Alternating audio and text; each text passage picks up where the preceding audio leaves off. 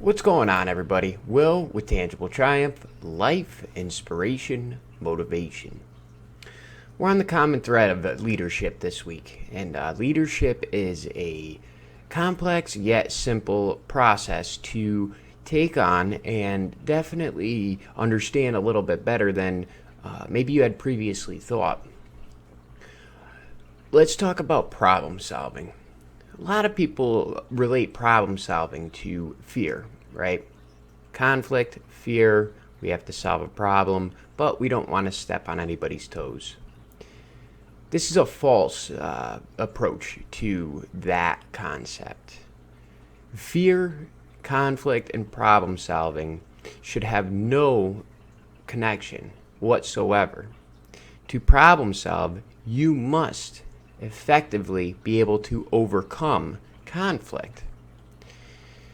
If we can address a few beliefs here, we might be able to actually problem solve and make it very simple. Let's have an understanding of conflict. Conflict is misinterpreted as something that's negative, and most people have a fear of conflict. There should be no fear in conflict. Conflict creates effective solutions, whether that be a team you're working with, through family life, anything. If you have constructive conflict, you're given the ability to accept constructive criticism if you're wrong, which gives you the opportunity to actually reflect with the right mindset, right? There's no immediate solution. Solutions aren't guaranteed either. So abandon the thought that you won't have to confront conflict at times. That is one of the most vital components to actually creating the steps of an effective solution, because once you come up with a solution to a problem and you're problem solving effectively, you shouldn't be revisiting the same problem. Not every week, anyways, or every day. The brain immediately shuts down when you connect fear with conflict. You start to reason, right?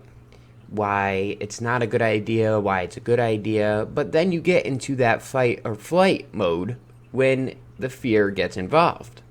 Suddenly the ability to listen goes away completely, and then you have no way to come up to a effective solution, because there isn't one when you're not listening and attentively paying attention to the problem at hand. We can narrow it down, right? Let's approach it in the right manner. Conquer the challenges, and with conquering comes the display of balance and integrity. Balance your integrity and confidence. Try to understand, when you make a decision for solving problems, your character needs to be involved. And character gets misconceived as ego at times. Who are you as a person, and what standards do you hold yourself to? If they're positive ones, I commend you. If they are not, reevaluate.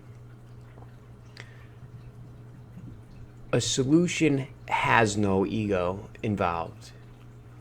There's no solution that is a one-size-fits-all solution.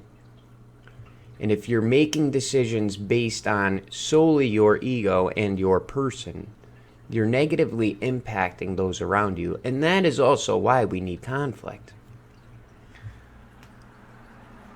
Let's think about it this way. Don't potentially impact other people's lives based on your decisions, but don't affect yours either.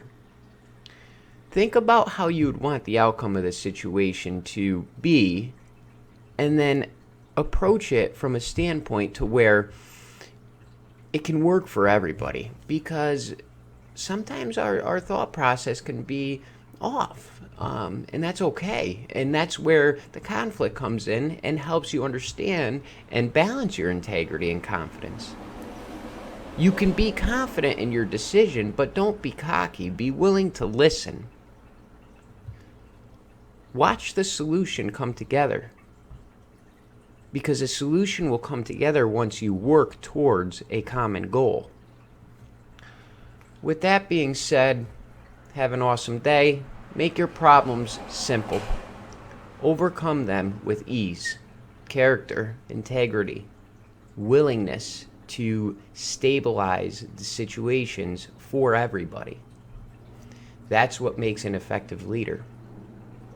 Have an awesome day, and don't forget, all rivers lead to the same ocean. Just don't swim upstream. Peace.